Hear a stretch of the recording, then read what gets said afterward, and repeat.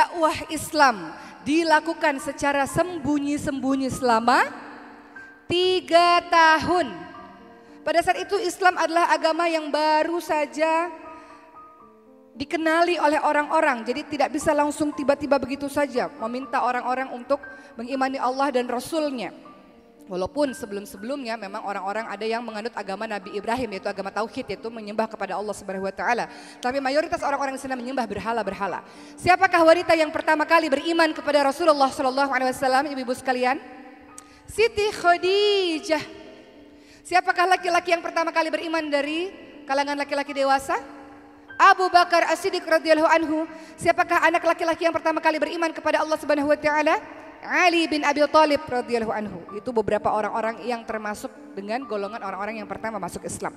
Setelah 3 tahun dakwah secara sembunyi-sembunyi, teman-teman sekalian, mulailah Rasulullah dakwah secara terang-terangan. Disinilah mulai berbagai macam penyiksaan yang dialami oleh orang-orang Islam. Ingat Bilal bin Rabah? Siapa Bilal bin Rabah? Bilal bin Rabah seorang budak berkulit hitam, ditelanjangi, dibuka seluruh pakaiannya, diseret menuju ke padang pasir, ditelentangkan dan di dadanya diletakkan batu yang sangat besar dan dipaksa untuk mengatakan Tuhannya adalah Latta, Uzza dan berhala-berhala. Namun Bilal bin Rabah mengatakan Ahad, Ahad, Ahad, Tuhanku adalah Allah yang Maha Esa.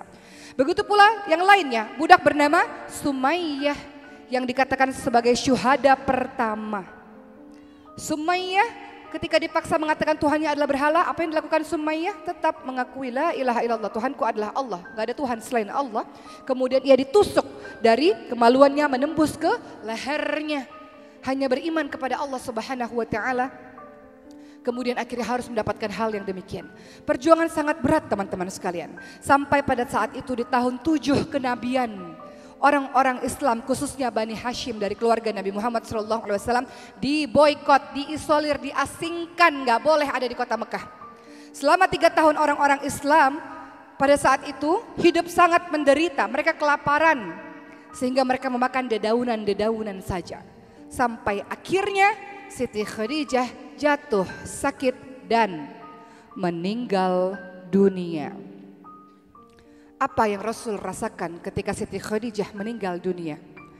Apa yang ibu, bapak, teman-teman rasakan ketika orang yang kita cintai, yang selama ini selalu berada di samping kita, mendukung kita, menenangkan hati kita, tempat kita berkeluh kesah, meninggal dunia? Apa yang dirasakan? Maka dalam sejarah Islam ini disebut sebagai tahun kesedihan Rasulullah Shallallahu Alaihi Wasallam.